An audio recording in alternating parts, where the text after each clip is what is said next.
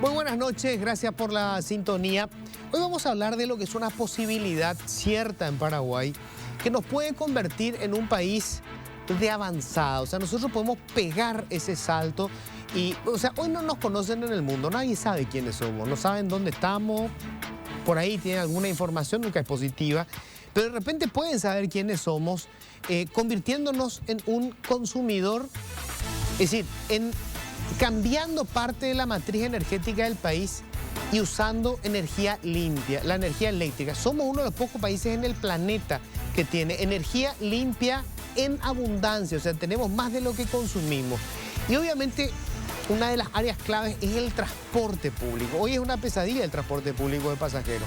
Puede ser empezar a solucionar ese drama y además hacer uso de la energía eléctrica. Vamos a hablar de eso que parece una utopía, pero en realidad hay proyectos que se pueden llevar adelante. Y están con nosotros Víctor Sánchez, viceministro del Transporte. Hola Víctor, ¿cómo estás? ¿Qué tal, Luis? Buenas noches. Buenas noches, Ale. ¿Cómo están? Está con nosotros Alejandro Zucolillo, que es presidente de Magno S.A., que ya van a intentar hacer una primera inversión grande para esto. Hola Alejandro, ¿cómo estás? ¿Qué tal, Luis? ¿Qué tal, viceministro? Saludo a toda la audiencia también que nos acompaña. Bueno, y vía Zoom estamos en comunicación también con el presidente de la ANDE, Félix Sosa. ¿Qué tal, ingeniero? ¿Cómo estás? Buenas noches. Muy buenas noches, Luis, apreciado Alejandro, el viceministro de Transporte, el ingeniero Víctor Sánchez y a todos los televidentes. Es un placer estar con ustedes. Bueno, me gustaría empezar ya contigo, Félix, porque, bueno, digamos, no sé si vamos a poder estar toda la noche vía Zoom, sé que estabas en una reunión ahí con el presidente de la República, pero te quiero preguntar de entrada, nosotros podríamos en corto plazo, desde el punto de vista de la ANDE, digo, convertir parte importante del transporte público de pasajeros en un sistema de movilidad eléctrica. O sea, ¿tienen ustedes la infraestructura necesaria como para poder proveer de la energía eléctrica para que el servicio se maneje con ese tipo de energía? Definitivamente, Luis, nosotros tenemos infraestructuras eléctricas a nivel de transmisión y distribución de energía eléctrica como para poder suministrar energía eléctrica a los cargadores de buses eléctricos, ¿verdad? Nosotros habíamos hecho un cálculo rápido, de hecho, dependiendo de la potencia de los cargadores, pero normalmente, de acuerdo a las informaciones que tenemos, varía de 100 a 150 kilovatios de potencia de cada cargador. Entonces, la ANDE en este momento, en las condiciones que nos encontramos, tenemos la capacidad de suministrar energía eléctrica o tener la capacidad de suministrar energía eléctrica o cargar en forma simultánea esos buses eléctricos en una cantidad de aproximadamente 5.000 euros. Es decir, estamos en condiciones de enfrentar el desafío en este momento, Luis, y lógicamente, si existe un proyecto más ambicioso, es decir, si existe la necesidad de seguir, digamos, suministrando energía para ese sector, lógicamente la capacidad de generación todavía tenemos suficiente como para poder avanzar en esa línea. O sea, a ver, te pregunto esto primero, viceministro, ¿cuántos buses hoy tenemos en el transporte público? Hoy tenemos cerca de 1.500 buses operativos. 1.500 buses, ok. Vamos a suponer que nosotros tuviéramos 700 buses eléctricos, la mitad, ¿verdad? 800 buses eléctricos o 750 buses eléctricos. Si hoy tuviéramos eso, la ANDE tiene capacidad como para poder suministrarle la energía eléctrica necesaria.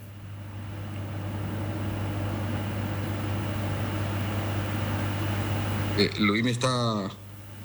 ¿No me copiaste bien? Sí, discúlpame, no te copié bien. Te repito esto. Sí. Hoy, si tuviéramos 750 buses eléctricos en el transporte público, la mitad del sistema, la ANDE estaría en condiciones hoy de proveerle la energía eléctrica, o sea, no habría inconvenientes desde el punto de vista de la ANDE. Desde el punto de vista del suministro de energía eléctrica, es decir, desde la ANDE, no habría ningún inconveniente. Al contrario, eso es lo que estamos buscando. Es decir, toda la infraestructura eléctrica que estamos construyendo hoy en día es justamente para poder usar nuestra energía en Paraguay. Yo creo que este es el camino para que esa energía limpia y renovable que tenemos todavía en abundancia en Paraguay se pueda convertir en desarrollo. Es decir, estamos en condiciones, Luis. A ver, te pido que me espere un ratito allí, Félix. Le quiero preguntar a Alejandro, vos sos empresario del área. Bueno, ahora tienen 2 buses que están haciendo una prueba piloto y quieren, creo que, comprar 20, ¿verdad? 20, sí.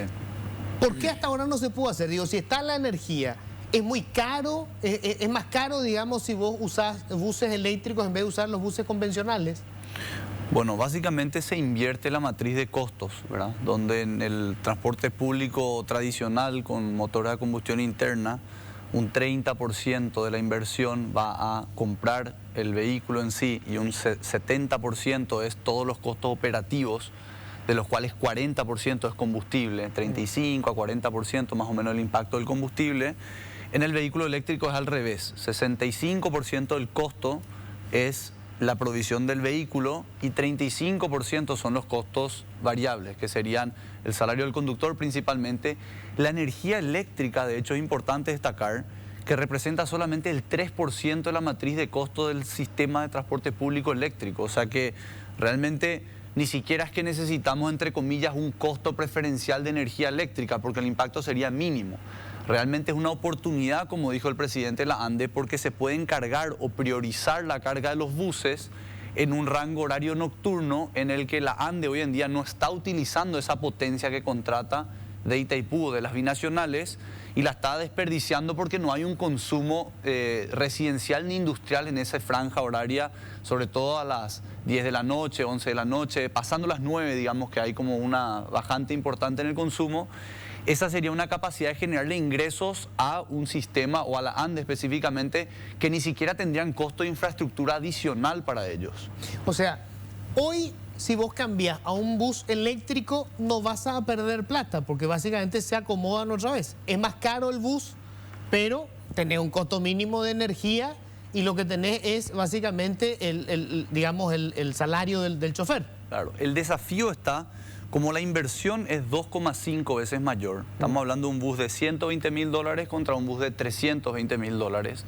El problema es el plazo de financiación y la tasa de interés. Estábamos hablando justamente con el viceministro antes de entrar aquí y le estuve comentando que estuve corriendo unos escenarios. Si nos financian esta flota al 7% a 10 años, que es una buena tasa de crédito, lo que terminamos pagando en intereses es $200.000 durante ese repago, ese periodo de repago. O sea, prácticamente estás pagando un bus y medio, más de un bus y medio eléctrico por el costo financiero. Entonces, mientras más logramos extender el periodo de repago y más baja es la tasa de interés, que ahí es donde le pedimos el apoyo también a la banca, porque esto tiene que ser un proyecto, como siempre hablamos, nacional, ¿verdad? Con tasas preferenciales, utilizando créditos verdes, digamos, y apalancando el sistema para poder lograr financiarlo. Hoy en día nosotros estamos haciendo un pedido de $6 millones, que sería el componente de deuda, y nosotros pondríamos $1 millón de capital para la compra de 20 unidades para incorporar dentro del sistema. Nuestra intención es hacerlo eso este año, ¿verdad? Ahora, viceministro, ¿qué nos falta para poder, digamos, cerrar esa ecuación? Porque tenemos la energía está disponible, nos dice el presidente de la ANDE. Hay intención, por lo menos de algún sector de los empresarios del transporte, y hay forma de cerrar la fórmula para que esto sea rentable y sostenible. ¿Qué nos falta desde el Estado para poder llevar esto adelante? En este caso, Luis, desde el Viceministerio de Transporte recibimos la solicitud de la empresa Magno, donde nos solicitan la tarifa técnica para la electromovilidad. Nosotros ya elevamos eso a la mesa técnica y estamos analizando cuál sería esa tarifa técnica. Si bien tenemos una consultoría realizada por Manuel Ferreira a través de PNUD, tenemos ya una base, tenemos que pulir esta tarifa técnica y ver si es que se adecuan a todas nuestras realidades, analizar los costos financieros y en base a eso sacar la tarifa técnica. Algo muy importante, como gobierno nosotros tenemos la intención de duplicar la remuneración empresarial en relación a la combustión fósil para los buses, para el sistema de la electromovilidad. Eso, como ¿habría mayor subsidio para los que usen buses eléctricos? No, a ver, La tarifa técnica tiene su componente de remuneración empresarial. Sí. Entiendo. Para que la gente lo más recuerde, la tarifa técnica es básicamente, digamos, el registro de costos y sobre esa base se establece cuál tiene que ser el precio del pasaje. Así es. En ese listado de costos, ustedes pretenden darle una mayor utilidad o mayor ganancia a la empresa que use vehículos eléctricos. Para el conjunto de buses eléctricos, así es. Entonces, cada validación tendrá un doble de remuneración empresarial en lo que respecta a la electromovilidad. Entonces, estamos haciendo ese análisis y yo creo que para mediados de julio ya tendríamos alguna definición en relación a la tarifa técnica para electromovilidad. Ahora, hay muchas empresas que quieran hacer esta inversión, tomar este riesgo. Mira la cara del viceministro, no, realmente yo creo que van a haber empresas que encuentren, digamos, sobre todo si los incentivos se alinean, como está comentando, hoy en día en la no tarifa técnica o sin tener una definición, es difícil que asuman el riesgo y el endeudamiento que representa la compra de esto, ¿verdad? Sabemos que muchas empresas que se endeudaron enormemente durante el primer programa de renovación y durante ese intento de transición a un sistema más eficiente, muchas de ellas terminaron en la quiebra, ¿verdad? Prácticamente, me estaba comentando el viceministro, el 40% de las empresas terminaron saliendo, un 30-40% en los últimos 5 años. Entonces, cuando le hablas de un endeudamiento importante, porque es 2,5 veces mayor, obviamente hay una reticencia a llevar esa deuda. Y nosotros también, tampoco es que nos encante endeudarnos, digamos, pero lo que sí vemos es una oportunidad y esa oportunidad de alguna manera lo vamos a tener que llevar en conjunto entre la definición de una tarifa técnica, que lo que hace el Estado es decirte, yo te doy estas condiciones para operar con vehículos eléctricos, y el sector privado también asumir un riesgo de inversión en este sistema, hasta que quizás en algún momento se pueda dar un programa similar a lo que se hizo en el modelo chileno, que el modelo chileno fue una compra de parte del Estado y los operadores le alquilan las unidades, entonces no asumen el riesgo del endeudamiento de la unidad, pero eso permite también financiar el sistema a tasas mucho menores, a tasas de deuda soberana, por ende la tarifa técnica es mucho más bajo en un modelo como el de Chile que en un modelo en donde nosotros corremos el riesgo y le trasladamos el costo financiero de nuestros créditos bancarios a esa tarifa técnica. Una suerte de leasing. Suerte de leasing.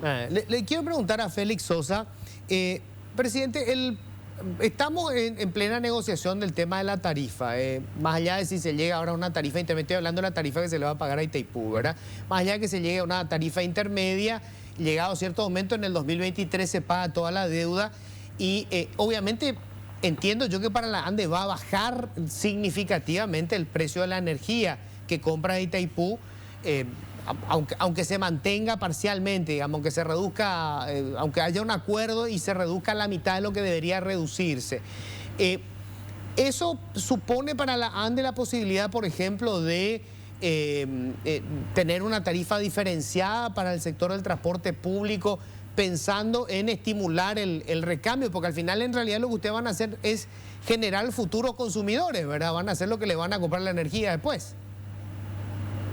Así es, Luis. Es algo muy interesante lo que está preguntando y me pone muy contento de que un empresario como Alejandro, que esté pensando de que es viable financieramente la tarifa actual del suministro de energía eléctrica. Es decir, no necesita de una reducción de lo que ya es luego la tarifa actual, ¿verdad? Eso es algo muy importante, porque muchos llegan acá a la ANDE y comienzan a consultarnos si va a haber una tarifa diferenciada para el sector de la movilidad eléctrica.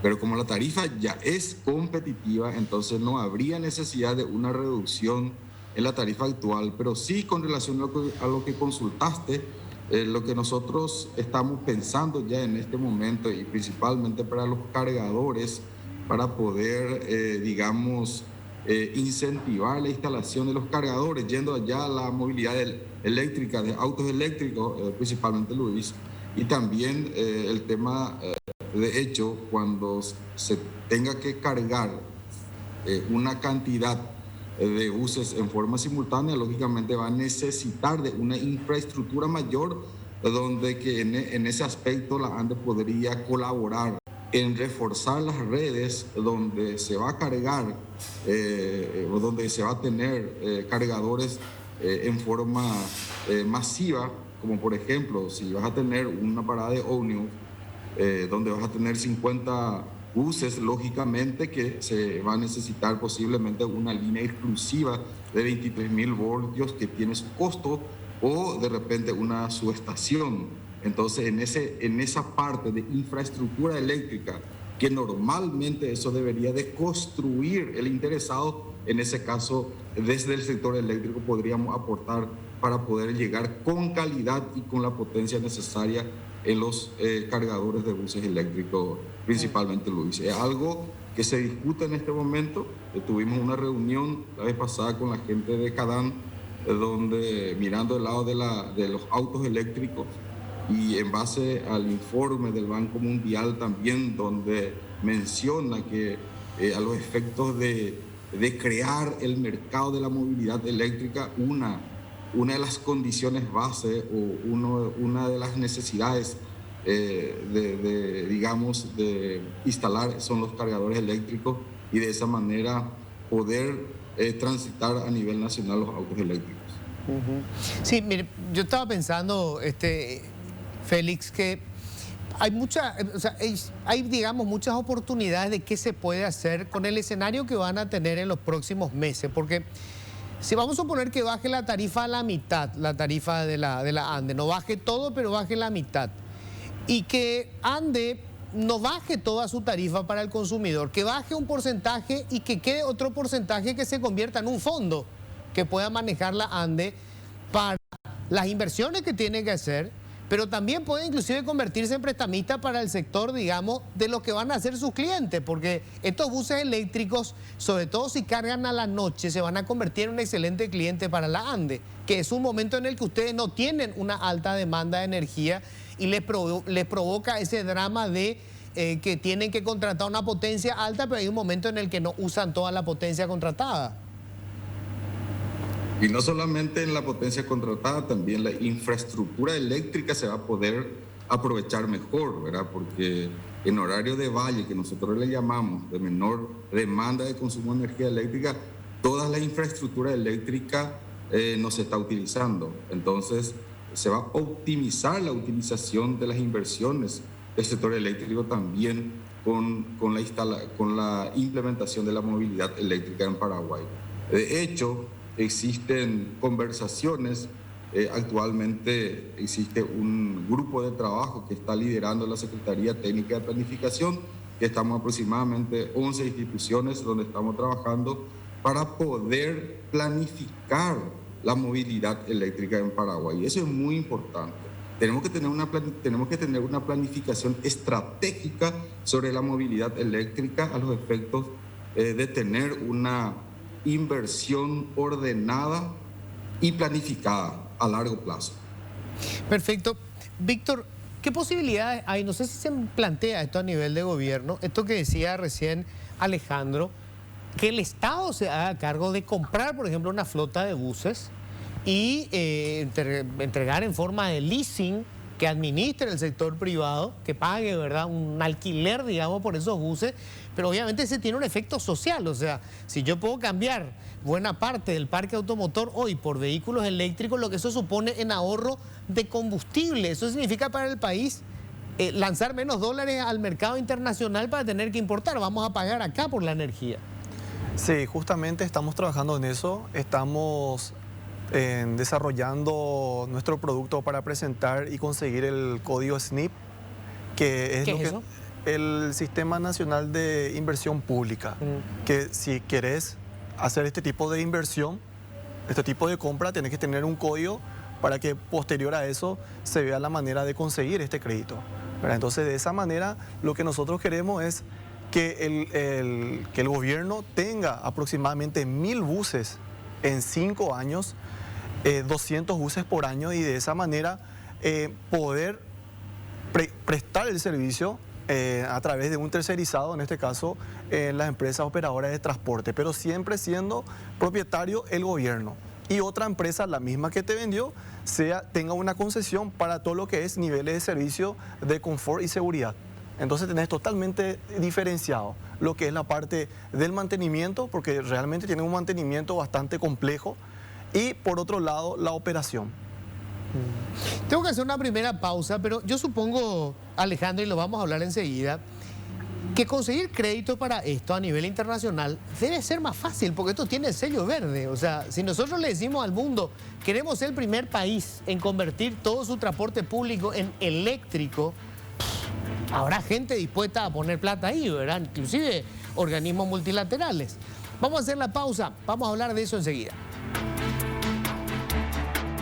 Bueno, recién me decía en la pausa Alejandro, y voy a aprovechar que está Félix Sosa también en sintonía. Me decía Alejandro, en Chile lo que sería la ANDE chilena es la que compró los buses y le entregó en leasing a las empresas del transporte. Así mismo, allá ellos tienen una empresa que se llama Enel, es una empresa público-privada en realidad en el caso de Chile, pero de todas maneras lo que hicieron es aprovechar que tenían esta franja horaria de generación con bajo consumo y utilizar ese rango comprando esta flota, y al alquilarle a los operadores recupera su inversión por un lado, pero la ganancia, en vez de cargarle a la tarifa técnica con costos financieros, lo que hizo es ganar vendiendo esa energía en el rango horario en la que tenía la disponibilidad, pero no tenía cliente para esa energía eléctrica. Entonces, exactamente lo que vos dijiste que podrías hacer combinando por un lado la capacidad que tiene la ANDE ociosa en ese rango horario y el Estado con una capacidad de endeudamiento mucho mejor que la del sector privado, ellos tomaron ambas y dentro de la Enel hicieron ese modelo de financiamiento. Hoy están llegando a 3.000 buses en Chile eléctricos, son el segundo país con más buses eléctricos operativos detrás de China, ¿verdad? Y creo que es un modelo un poco a copiar en muchos sentidos. ¿Por qué? Porque nosotros teniendo, y esto le tengo que dar al viceministro de Transporte, ¿verdad? A este y al anterior, que fueron los que navegaron esa implementación del billetaje electrónico, teniendo un modelo de obligatoriedad de uso de billetaje electrónico, vos podés garantizarle el repago con cada pasaje vendido.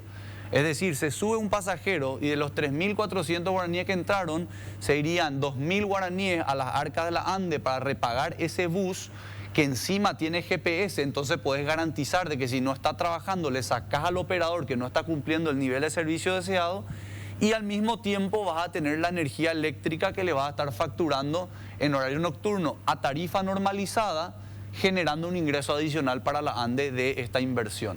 Entonces el modelo realmente es súper atractivo, y te comento que nosotros cuando primero nos fuimos a sondearle a las multilaterales y le dijimos queremos comprar nosotros una flota de 100 buses eléctricos, lo que nos dijeron es: vos no sos sujeto a crédito de este tipo de endeudamiento, tiene que ser con deuda soberana.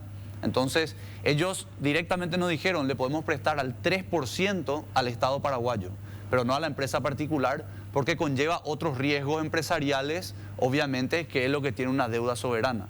Lo que quiero decir es que el presidente de la CAF nos dijo explícitamente a mi hermano en una reunión: nosotros queremos financiar este proyecto, lideramos el financiamiento del proyecto de Enel en Chile y queremos replicar ese modelo aquí en Paraguay. ¿Qué opinás de esto, Félix? A mí me suena sumamente interesante porque, digamos, le generamos a la ANDE una clientela para, como vos decís, hacer uso no solamente esa potencia contratada que no tiene demanda en horario nocturno, sino además de la infraestructura que, por decirlo así, está ociosa en determinado momento del día, ¿verdad? Y que todos estén consumiendo en ese momento. Es decir, es generarte una clientela y garantizar la recuperación del crédito que eventualmente, no sé, puedes tomar el Estado o la ANDE para comprar, por ejemplo, esa flota de buses. No sé si es delirar demasiado o esto tiene posibilidad de cobrar cuerpo. Creo que si en otros países se pudo concretar, ¿por qué no se puede implementar también en Paraguay? Acá lo importante es tener ese plan maestro, saber hacia dónde queremos irnos.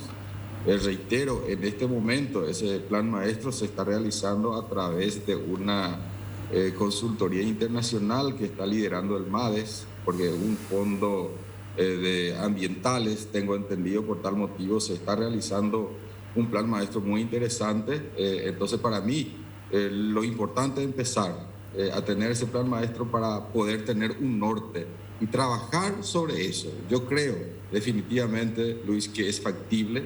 Uno tiene que ser abierto, ver cuáles son digamos,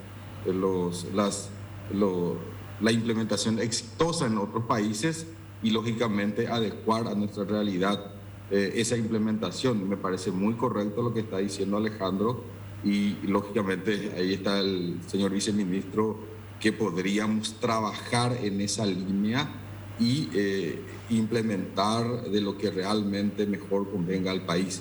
De hecho, para nosotros, para la ANDE, es muy importante que se tenga una nueva unidad de negocio, más todavía que a partir del año 2023 vamos a tener suficiente energía como para poder colocar, y lo más importante es que se coloque en Paraguay y que esa energía se convierta en desarrollo. O sea que, respondiéndote a tu consulta, Luis, claro que es viable, claro que podemos sentar a mirar esos modelos exitosos en otros países y traer a Paraguay. Víctor, ¿hoy cuánta gente usa el transporte público? Al menos una vez utilizan 750.000 personas al mes. Al mes. Al mes. ¿Y diario cuál sería el movimiento hoy? Y diario tenemos en hora pico, tenemos cerca de 150.000 pasajeros en horario pico. Y en el día tenemos aproximadamente 300.000 usuarios.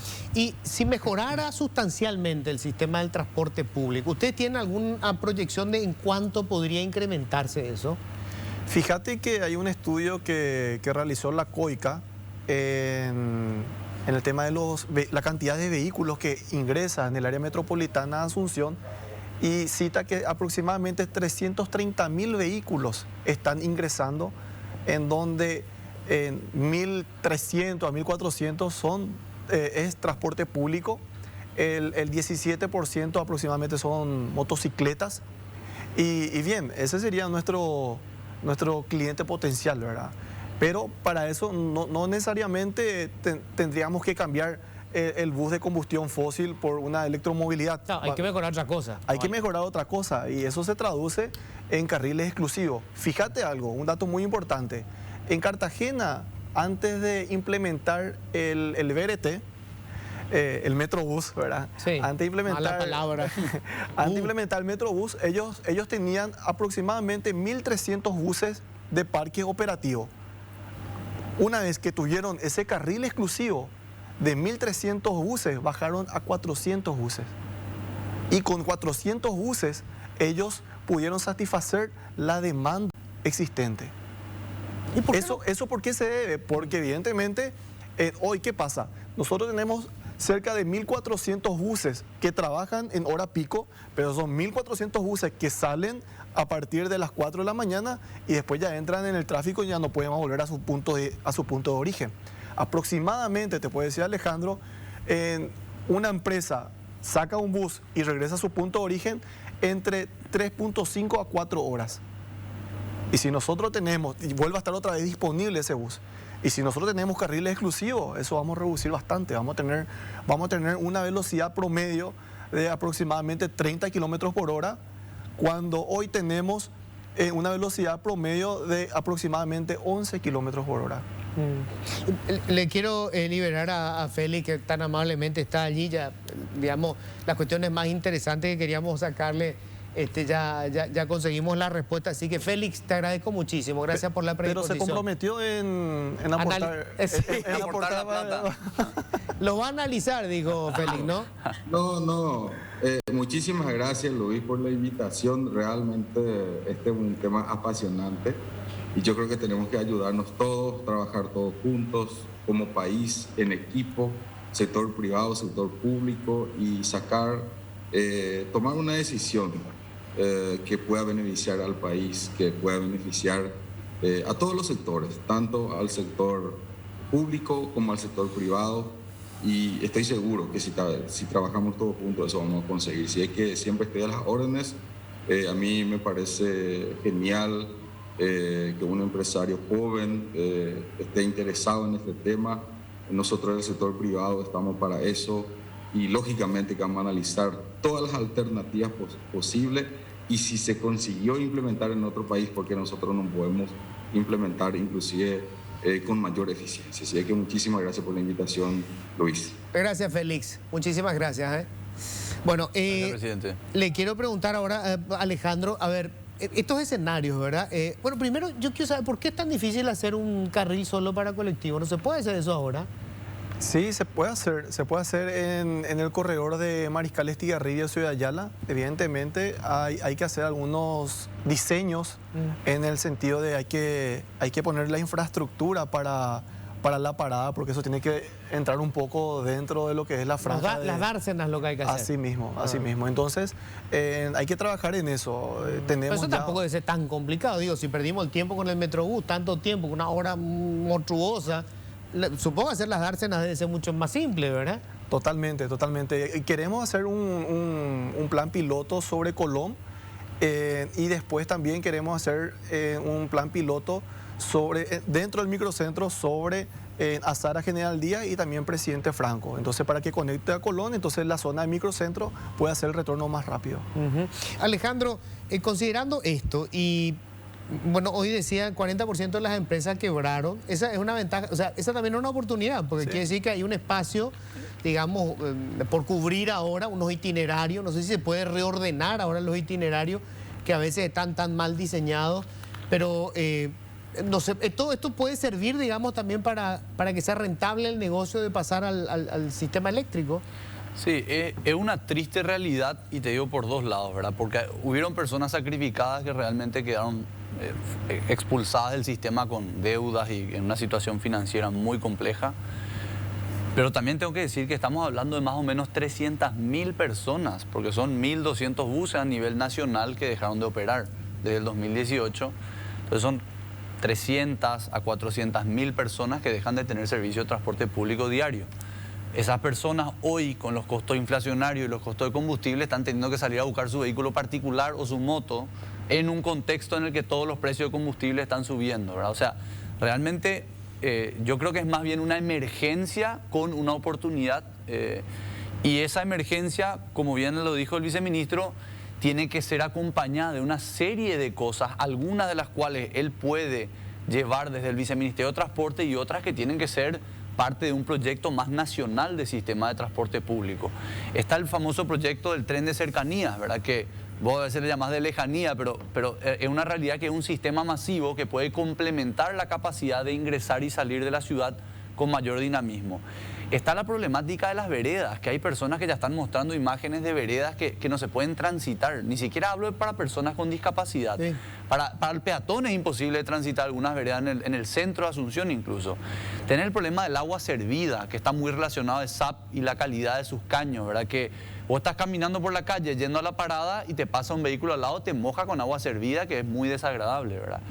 Tener los carriles exclusivos y los horarios escalonados para el sector público, el sector privado y para las escuelas, que mucho se debatió en su momento cuando empezaba a colapsar el tráfico, pero realmente no se llegó a implementar a nivel masivo. Entonces, son una serie de cosas, pero sí creo que dentro de todo este contexto, hoy, teniendo una vacante de casi 1.200 buses a nivel nacional que faltan en el sistema, es la oportunidad de incorporar una flota, porque hay una problemática en la sustitución, ¿verdad? Que tenés que entrar a negociar con el operador existente, que tenés que tratar de buscar un consenso, pero cuando hablamos de que faltan 1.200 buses, es una oportunidad para meter 1.200 buses. ¿Me explico? Sí, pero además hay una cuestión que siempre suelen mencionar, que para mí es clave para entender por qué el negocio no funciona ni para el usuario y muchas veces ni para los empresarios del transporte.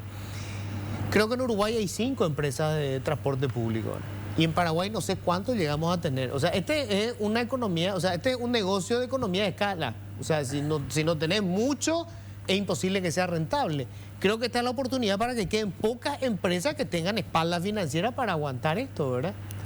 Totalmente. Justamente hoy me está mencionando un transportista que con esta suba del combustible no sabían qué hacer porque el subsidio se cobra después de 45 o 60 días por el servicio prestado. Entonces tiene que llevar todo ese tiempo. Tiene un costo financiero. Exactamente, aguantando. Entonces, me dicen, muchos estamos ya arreglando la casa como para salir, ¿verdad? Entonces, es así, van a quedar los que pueden, Bueno, no lo que eso, quieren. o sea, digamos, eso es economía de mercado y es saludable que se queden los pocos que tienen espalda financiera, porque este es un negocio que requiere mucho capital. Requiere mucho capital y requiere un volumen suficiente. Y te comento una experiencia en Uruguay justamente. Se cooperativizaron muchas de estas empresas. Porque sucede lo que sucede también con los campesinos, por ejemplo, ¿verdad? Que el no cooperativizado no puede comprar la maquinaria, no puede tener el equipo técnico, no hace estudio de suelo y se va y planta cualquier cosa y después el rinde no es suficiente para sostener su familia, ¿verdad?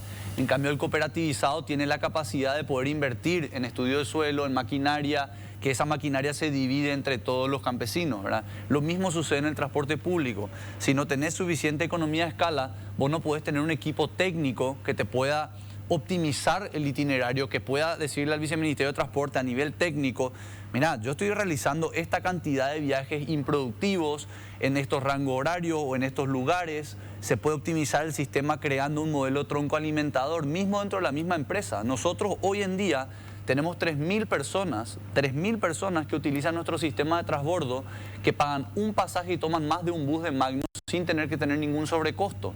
Y eso es porque nosotros nos dimos cuenta que era más caro a esas 3.000 personas llevarle buses hasta su lugar, un bus exclusivo, que dejarle subirse a más de un bus sin que tenga un sobrecosto. Entonces, ese tipo de cosas, si no tenés un equipo técnico y tu chofer es tu sobrino y tu mecánico es tu tío, claro, y tu primo es el que controla la caja, en algún momento no lográs tener la capacidad técnica de poder resolver estas problemáticas, que son problemáticas, digamos, que se fueron generando con ineficiencia histórica y una serie de cosas. Pero hoy tenemos que buscar la forma de resolverla. Y una empresa que tenga la economía de escala, te digo, en Sao Paulo hay 6 operadores y Sao Paulo tiene 12.000 buses. O sea, el operador más chico tiene 1.500 buses. Nosotros el operador más grande nos llega a 300.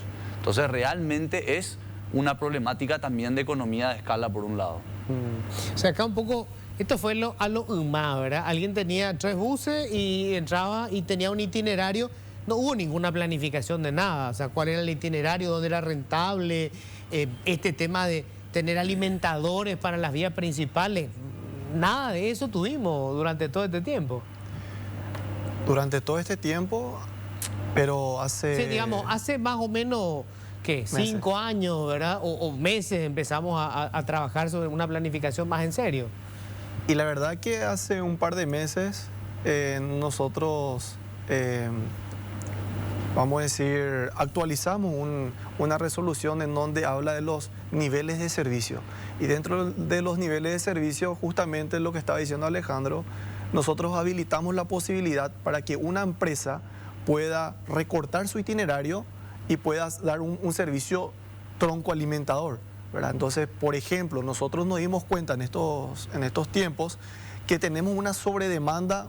Por darte así una zona, tenemos una sobredemanda en la zona de Mariano Calonso. ¿Por qué? Porque los buses que vienen de Limpio ya llegan totalmente llenos y la gente que está en Mariano no puede subirse. Entonces, es ahí donde las empresas pueden hacer algún tipo de inversión, algún tipo de reingeniería y pueden iniciar sus viajes ya en Mariano Roca Alonso y afuera, en un horario valle, pueden hacer un sistema alimentador. Y de esa manera poder optimizar el kilometraje, porque al final de todo la tarifa técnica es igual a los costos totales por kilómetro. Entonces, al tener menos kilometraje, ayuda a la tarifa técnica a que sea menor. Tengo que hacer la pausa, última pausa, ya volvemos. Ahora, Alejandro, me quedan 2 minutos. ¿Cómo hacemos que el que hoy tiene una motocicleta deje su moto y decida volver al transporte público? ¿Cómo le estimulás para que vaya otra vez a un colectivo? Mira, la experiencia internacional dice que hay 2 factores principales, y estos son transversales en todos los países: velocidad y costo. Nosotros tenemos que lograr que sea más barato llegar a tu punto final de destino, indistinto a si tuviste que tomar 5 colectivos para llegar a tu destino final. Tiene que ser más barato que irte en la moto o en el auto particular. Y segundo, tenés que llegar más rápido. Por eso se buscan los modelos de carriles exclusivos, por eso se busca las tarifas integradas, para que vos cuando te subís a uno no tengas que pagar el segundo y tercer viaje. Pero los dos factores determinantes, por sobre todas las otras cosas que nosotros como empresa intentamos, y de hecho lo hacemos, ofrecemos Wi-Fi gratuito para que tengas un costo menor en la conectividad, ofrecemos libros para que tengas algo para agregarle valor a tu viaje, al tiempo, digamos, pero no hay nada que le supere al tiempo del viaje de la persona y el costo final de ese viaje como incentivos a la utilización del transporte público a nivel mundial. Y eso se consigue con los carriles únicos para el tiempo, pero esa interconexión, tendría que haber un acuerdo entre las empresas privadas para que yo pague un pasaje y tome diferentes líneas, pero con el mismo pasaje hasta llegar a mi lugar de destino. Y probablemente al tomarlo desde una iniciativa pública, el Estado tiene la capacidad de reglamentar y de regular ese sistema, ¿verdad? Porque finalmente es con lo que sucede con el estudiante, que paga medio pasaje, ¿verdad? Simplemente lo que ellos dicen es, esto se considera como un medio ingreso dentro del sistema. Entonces al final se traduce todo al sistema de tarifario. Pero yo creo que el viceministro te puede dar más explicaciones. Nosotros lo hicimos de una perspectiva optimización del sistema. Obviamente, a medida que se cooperativicen las empresas y que crezcan los jugadores dentro del sistema, va a ser más fácil hacerlo, porque hay más incentivo a ser más eficiente en el servicio, a que salir a competir, entre comillas, por ese pasajero. El incentivo va a estar más en brindar un servicio eficiente a que necesariamente cuál le gana en carrera sobre la avenida para llegar antes a la parada. Para cerrar nomás eso, viceministro, ¿eso es posible? Quiero agregar 2 puntos más. Sí. Velocidad, costo, información y seguridad. ¿Por qué información? Te doy un dato. Cuando estuvimos trabajando en las encuestas del horario escalonado con los funcionarios públicos, notamos que aproximadamente el 55% de los encuestados tardan en viajar entre 1 hora a 2 horas. Eso es lo que le lleva de ida. Sí. Y no es que le lleva ese tiempo en el transporte, dentro del transporte, entre que sale de su casa, espera, no sabe qué hora va a llegar su colectivo. Entonces eso es la información. Si nosotros tenemos un sistema de transporte público predecible y tenemos carriles exclusivos, vamos a optimizar muchísimo el tiempo. Y por otro lado, como estaba mencionando el tema de la seguridad es muy importante en el sistema de transporte público. En otros países la seguridad está totalmente vinculada. El monitoreo de la seguridad está totalmente vinculado al sistema de transporte público de pasajeros. En relación a los alimentadores, hay un modelo exitoso en el que estamos estudiando que consiste en alimentadores, nada es gratis. Sí. Alimentadores gratuitos, pero en este caso sería un subsidio por kilometraje recorrido. Entonces, el usuario sale de su casa, que está dentro de una compañía, el recorrido de ese alimentador que está siendo remunerado por kilometraje recorrido y no por validación, le sube con costo cero en la validación, baja sobre la troncal donde sí pasan todos los buses ya con todo el sistema predecible, y ahí pueden tomar para su destino final. Entonces, ahí que nosotros ganamos la cantidad de kilometraje, porque o si no vamos a tener que sacarle de la compañía y llevarla hasta su destino final. Se me fue el tiempo, pero yo por lo menos disfruté de esto, me gusta toda la información que hay. Creo que se pueden hacer muchas cosas realmente. Gracias Alejandro. Gracias, Luis. Muchas gracias, viceministro, también. Gracias, Víctor. Gracias, Luis. Nosotros nos vamos, que tengan un feliz resto de jornada.